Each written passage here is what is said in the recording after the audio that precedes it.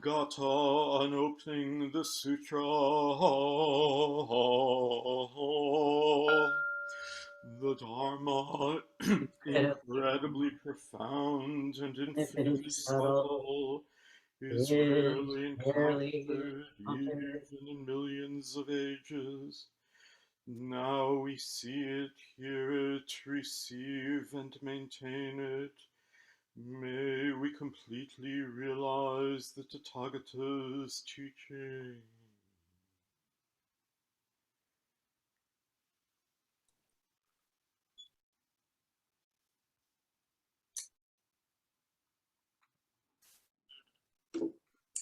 So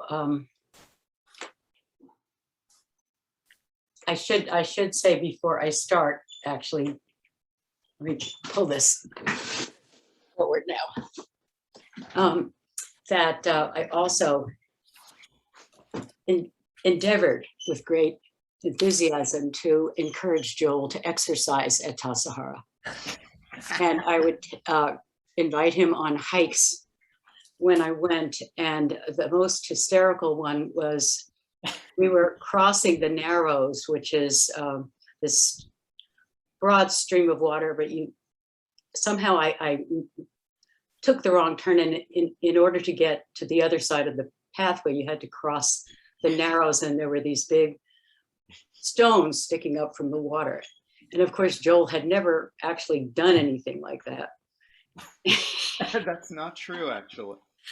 And so I thought, oh my God, poor Joel, he'll fall or whatever, but he didn't know enough to be scared. So I was very delicately crossing the stream.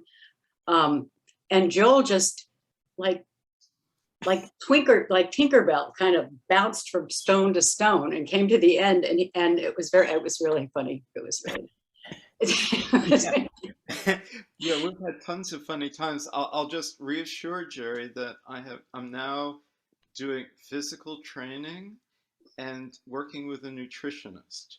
So good to hear. That's right. Good to hear. Okay. So today I'm really happy to be here in Zoom land with you. This talk comes out of kind of my journey through what I call the raging seas of the pandemic.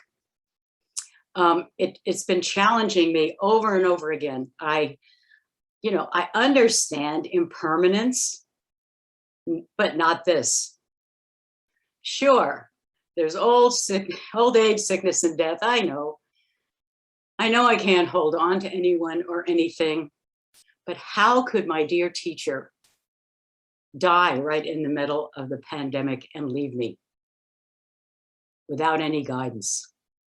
How could my temple close so that I could no longer continue my daily body-to-body practice?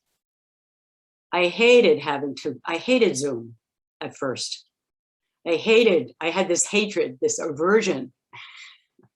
I'm confessing, a strong aversion to having to rely on texts or email or Zoom for all my interactions.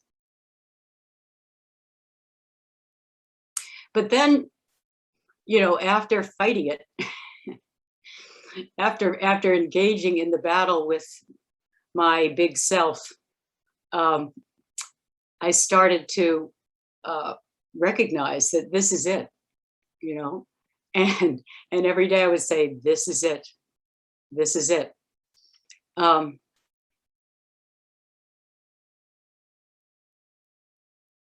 People in in the past, people in my Sangha would tell me that they saw me as a really grounded person, very grounded in practice.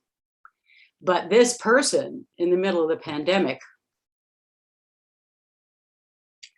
instead of swimming in faith as I had always done, was consumed by the sea of great doubt. I felt at some times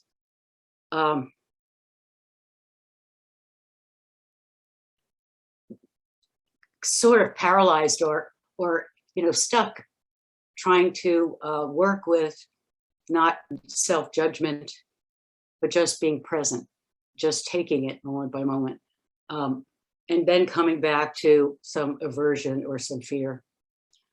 So I started to more and more go back to the basics of Buddhist teaching and try to restore my foundation.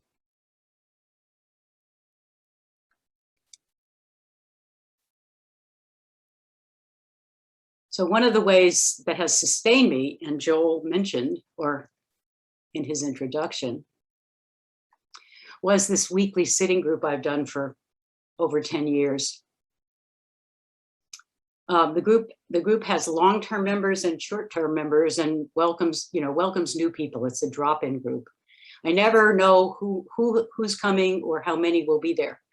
And what I've noticed in the last year and a half or so is that whatever is disturbing, frightening, or discouraging news I've had that day, whatever my mental state is, with all the afflictive states of mind, when I walk into my office, I look at the altar that you see behind me, I light a candle, I bow with love to the pictures of Suzuki Roshi and Sojun Roshi. I sit down, I ring the bell, and sit quietly. And almost imperceptibly, everything except the connection with the commitment to the students fades in the background. So for the past 6 months, we've been reading together and discussing Gerry Roshi's Returning to Silence, which ends with my favorite commentary on the Bodhisattva's 4 methods of guidance. So that's what I'm going to talk about today. I find that surprisingly, I thought this would be a little dry for the students, but I found that the teaching really resonated with people. People could relate to deepening their understanding of these 4 methods in their lives, especially during the pandemic. And somehow, as we just quietly reflected on the teaching, we managed to, people would come up with new insights. Oh, I never thought of it this way. And we just engaged in this kind of compassionate sitting and discussing and being with each other. And somehow Zoom began to be something comforting. We all could actually begin to relate to each other. We started to look more closely. I don't know if any of you had this experience or how much you do this, how much you do sitting and practicing, but we do a lot of Zoom Zazen at BZC. Eventually you start picking up signals from people. You actually start to feel connected and you start to feel supported. So what I'm going to do is just discuss these 4 methods and something about how they've impacted me and my little group over time, and hopefully they'll be useful to you as well. So in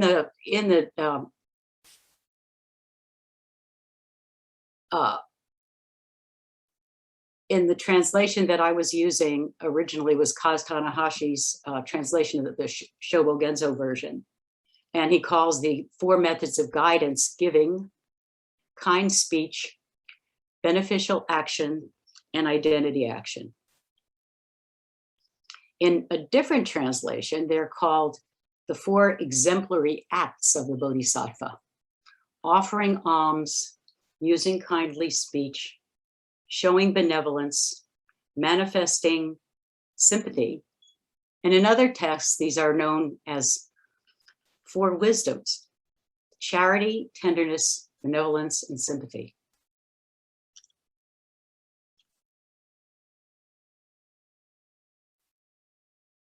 So the first of these, giving, when Dogen talks about it, he says, The essence of giving is non-attachment.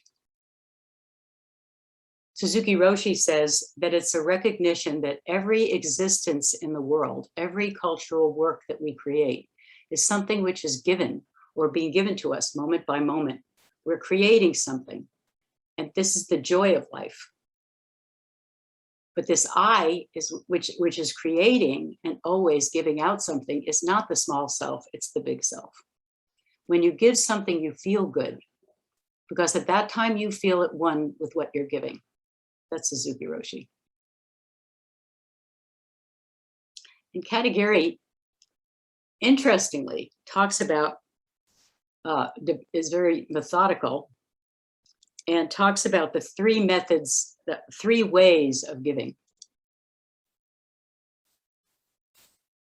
The first is obvious, like the giving of alms, how you give material support, like paying dues, donating money, working on the temple grounds, bringing food or providing shelter, as lay people do to support their teacher, or in the temple resident monks. But Dogen also includes offering flowers blooming on a distant mountain, a cup of water to someone who's thirsty, meeting the eyes of a smile and smiling at someone you pass on the street. Dogen says the question is not whether the gift is valuable in material terms, but whether there is merit. And he refers to that wonderful old Chinese tale of a little boy who meets the Buddha and his entourage on the street, on the road, and he has nothing to give, but he is so in awe of the Buddha that he picks up some sand with his hand, and he walks up to the Buddha and gives the Buddha some sand. And the story of that is that in his reincarnation, he became King Ashoka, who was very renowned in Buddha's time for benefiting, devoting all his wealth and power to support Buddhism and to build stupas along the path of the Buddha's life.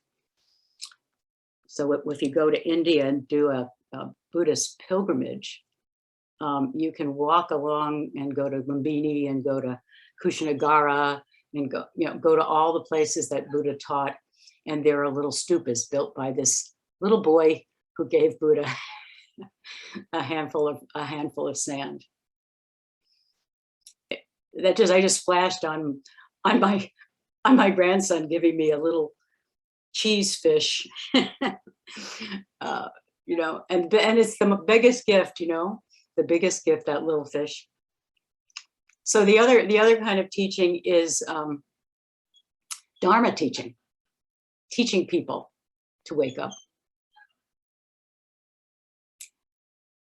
And there is a great, there's not a lot of words in some of these things that when Buddha says them, but one of the things that Dogen, of course, is his big thing is not, the essence of giving teaching is not without self-consciousness, not without ego leading, that you're not trying to impress anybody. You're not looking for fame or gain. You're not walking around speaking because you think that's a big deal.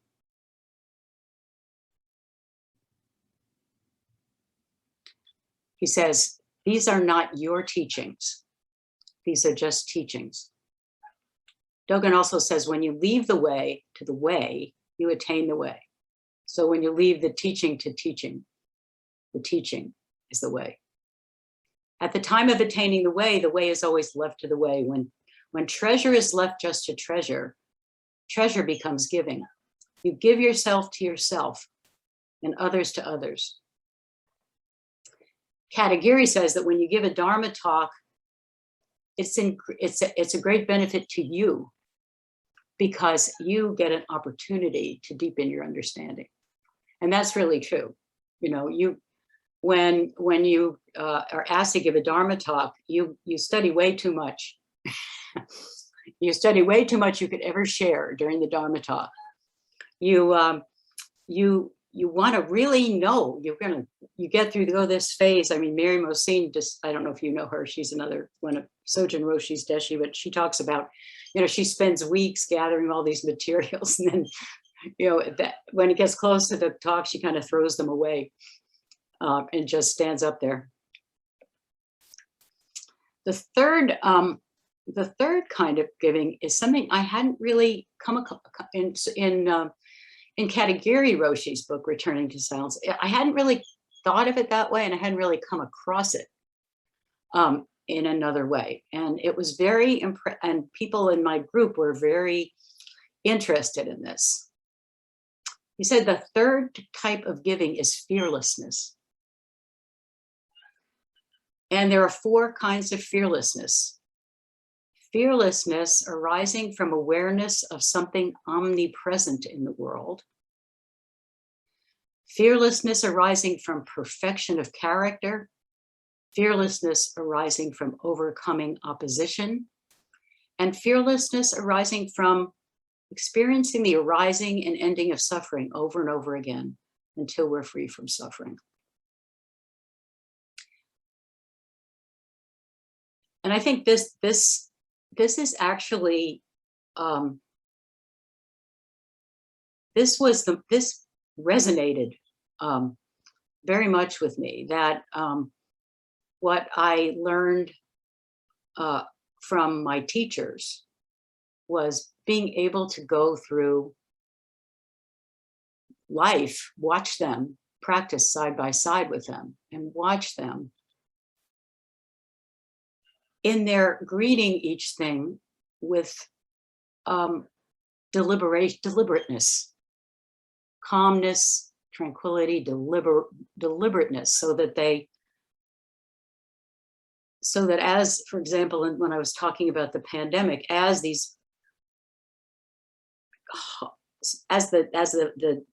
digital world is upon us, and as we come across this stuff, we can get overwhelmed, but because it's really serious impermanence. It's deathly impermanence. We learn something, and then that isn't right. We can't count on anything, but we can count on our breath and our practice. And so this gives it. And when we rely on it, when we go through the world in a way that we can manifest that settledness, that being with whatever is, that fearlessness, that really is an inspiration for other people. And that is a great way, more than a Dharma talk, that fearlessness is really what can impact people.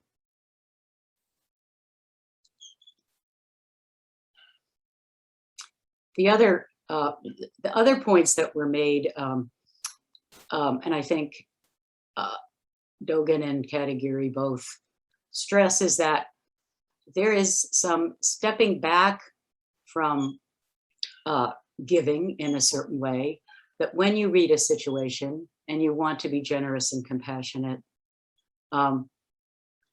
you rely on your intuitive mind. You rely on your foundation of practice to be skillful. What is the right thing to say here? How can I support this person? What is appropriate for this moment? What can be discouraging? So that mind of, we go back to our mind of compassion, we go back to our mind of tranquility, and in that mind, we trust that out of that will come an appropriate way to give. The other thing that they stressed was that giving begins at home. In other words, we have to take care of our practice. We have to take care of that. That is the essential bottom line. And Dogen says, if you are to practice giving, you're given to yourself, how much more so to your parents, wife, and children? Therefore, you should know that to give to yourself is part of giving. Even when you give a particle of dust, you should rejoice in your own act.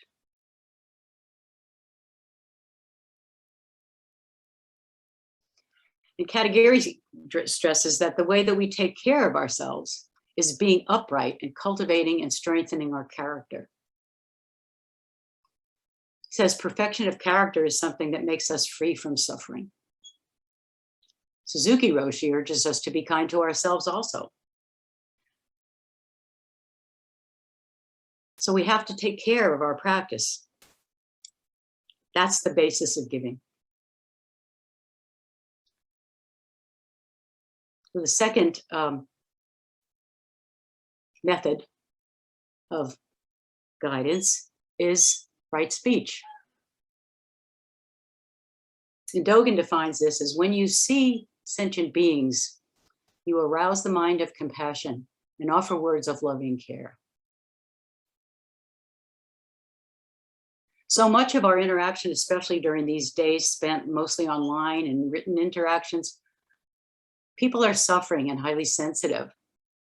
They're seeking, at least I find, they're seeking comfort or companionship. And our actions and our words are magnified. So it takes great care. It's very, very easy to misspeak when you're responding quickly to a text or an email, especially if it's charged. I used to put Post-its on my computer that said, "Stop, wait, don't respond. You're triggered, no, don't do this." I made one mistake early on in the epidemic, at a senior student meetings, and I said something that felt insulting in an email, and I had to do penance at several senior student meetings after that. And I thought, how could I possibly forget? I was doing something that I thought was defending my teacher, but in doing so, in the words that I used, it caused harm. So I had to eat that. I had to confess and repent. And of course, that's what we do when we misspeak, because we always misspeak, especially to some people closer to us.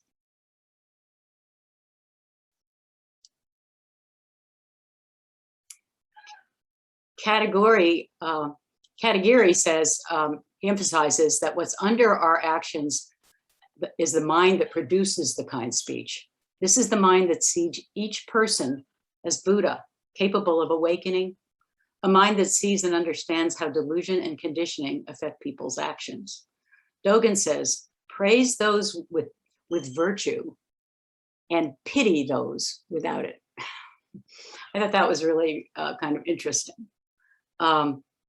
Because those without who we see without virtue are also can also awaken, and we're sorry that they are haven't awakened yet. We feel compassion for them rather than judgment.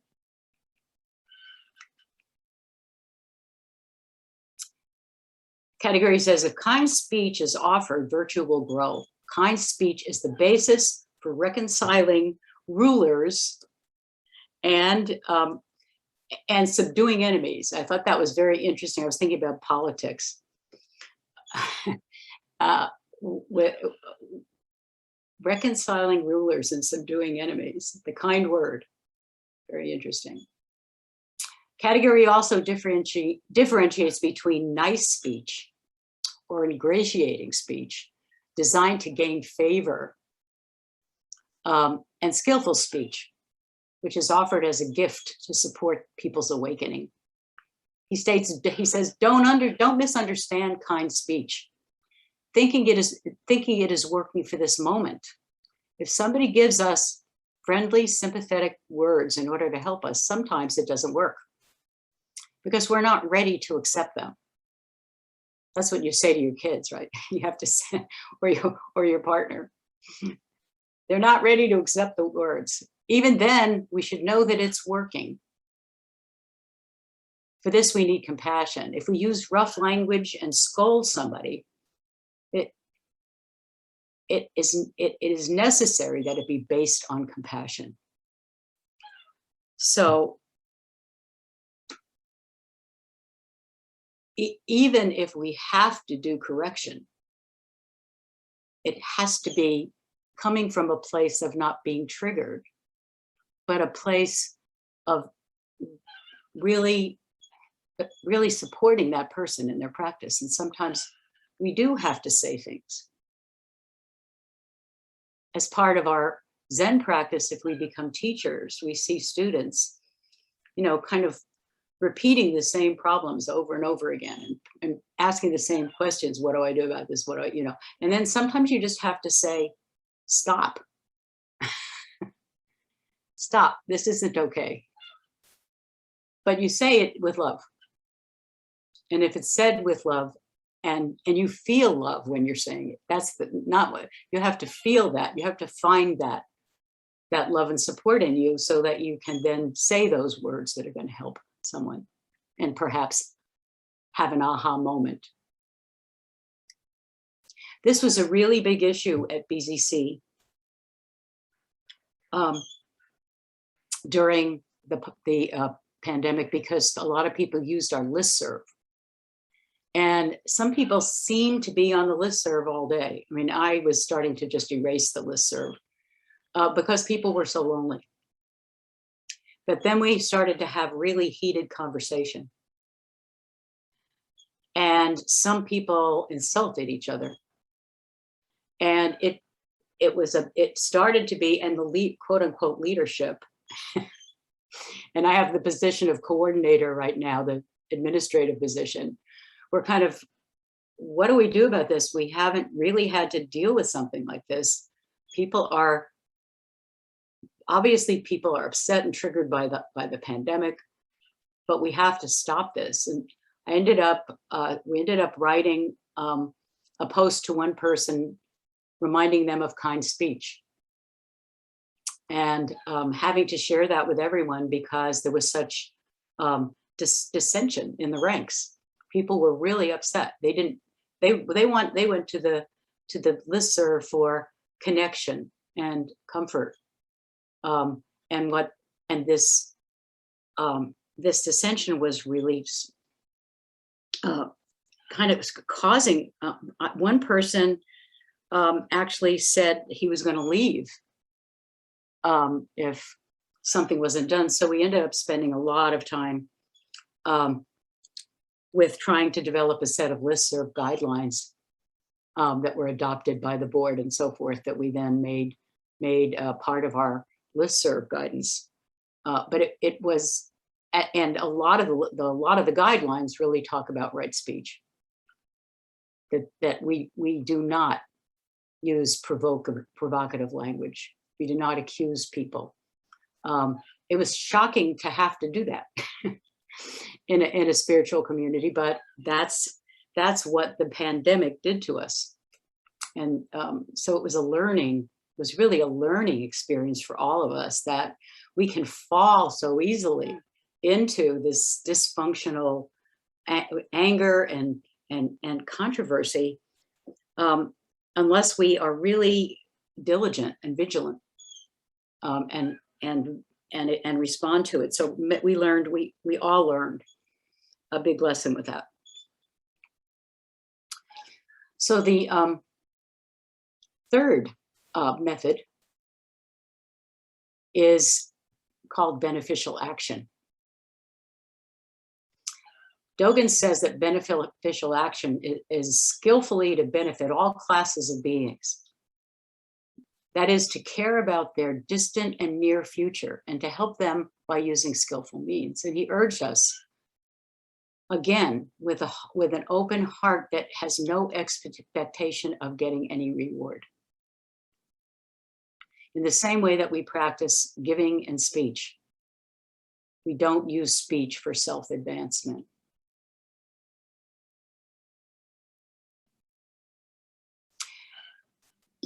Dogen says, foolish people think that if they help others first, their own benefit will be lost, but this is not so. So again, just as in giving and Speech, beneficial action is an act of oneness, benefiting self and others together. So even if we do it without any gaining idea, the benefit, we share the benefit, the giver, receiver, and gift, the person, the actor, and the recipient of the action are one. When we do that with our understanding and our groundedness and our compassion, that's beneficial action.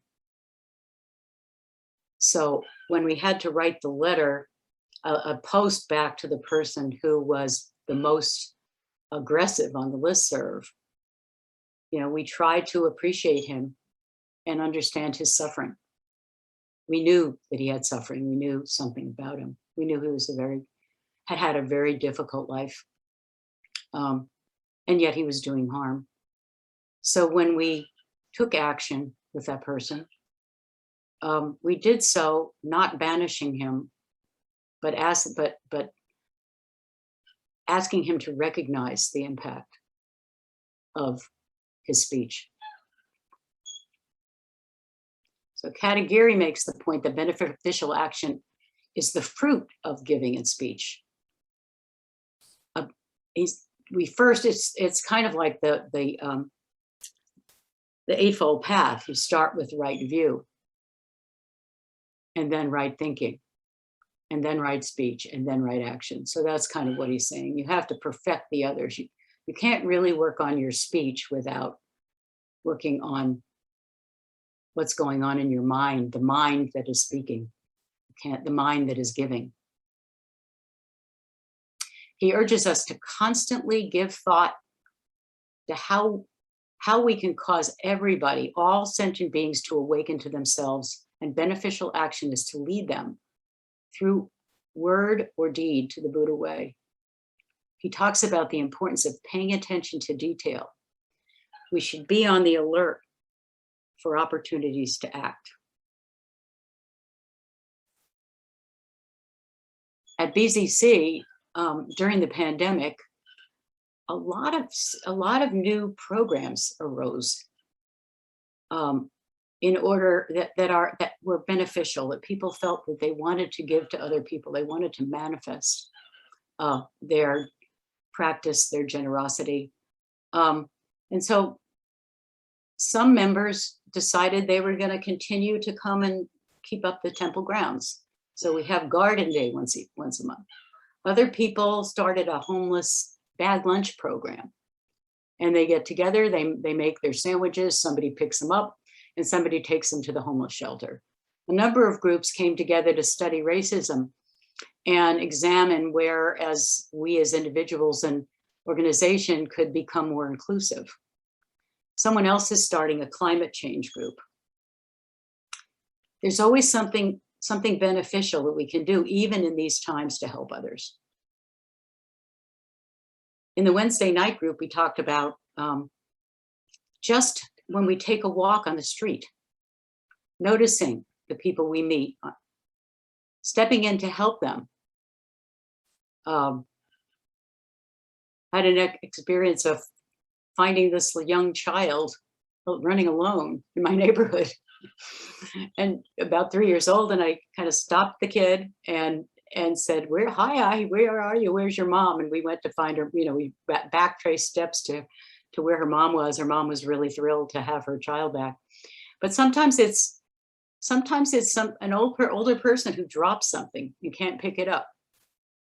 And rather than just, if you see somebody having difficulty, just doing something spontaneous, or smiling, or just saying some simple verbal exchange.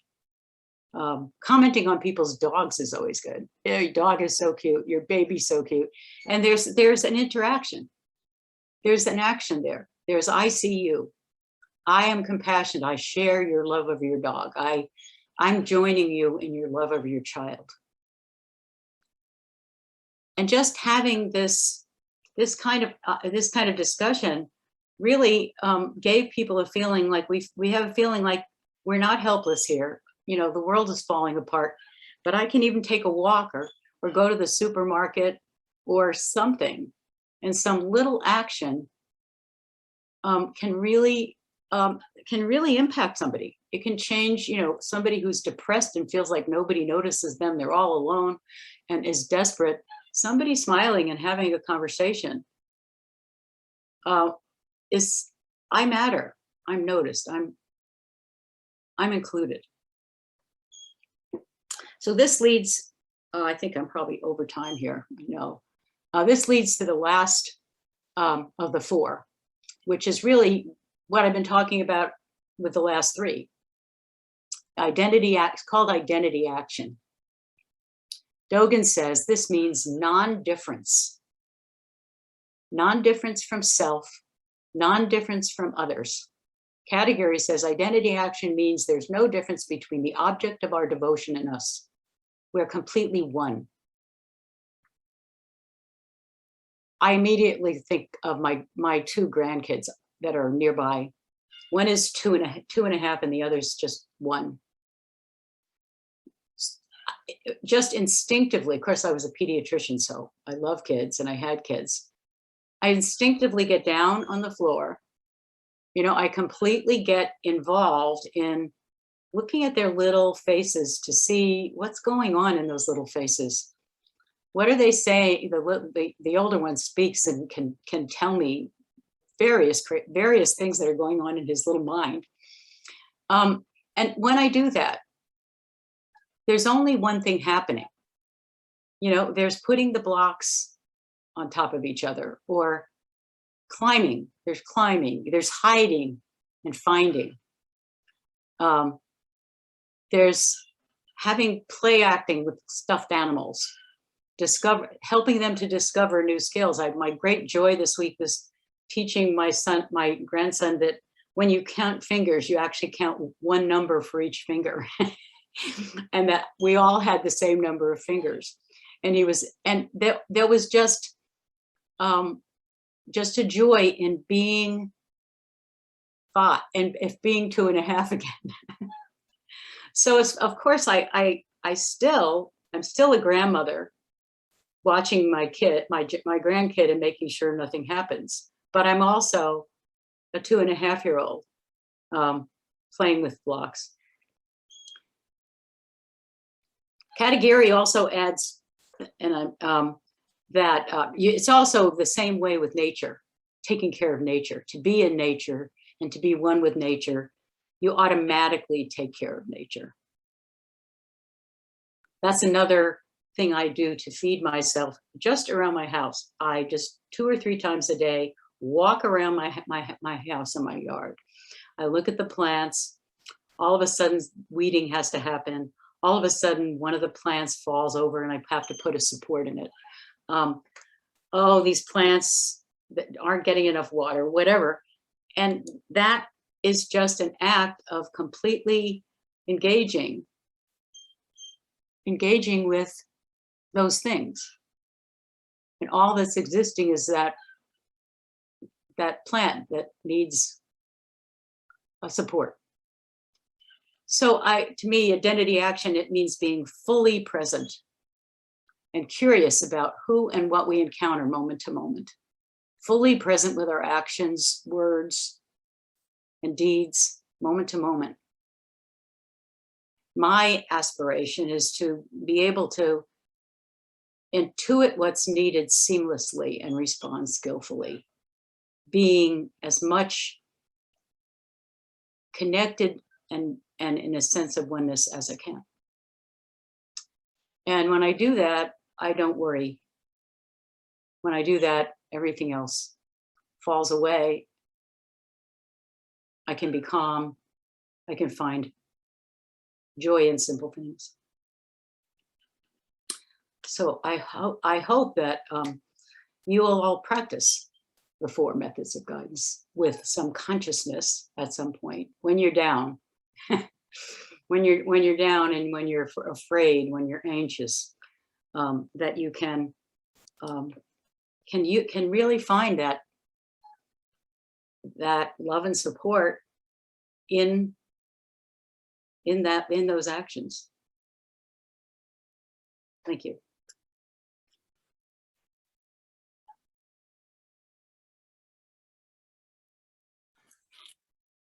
Thank you so much for this encouraging, supportive talk. And Sangha, this is your opportunity to ask questions. So please unmute yourselves if you have a question. Or a comment or something to add. Yes, all of those.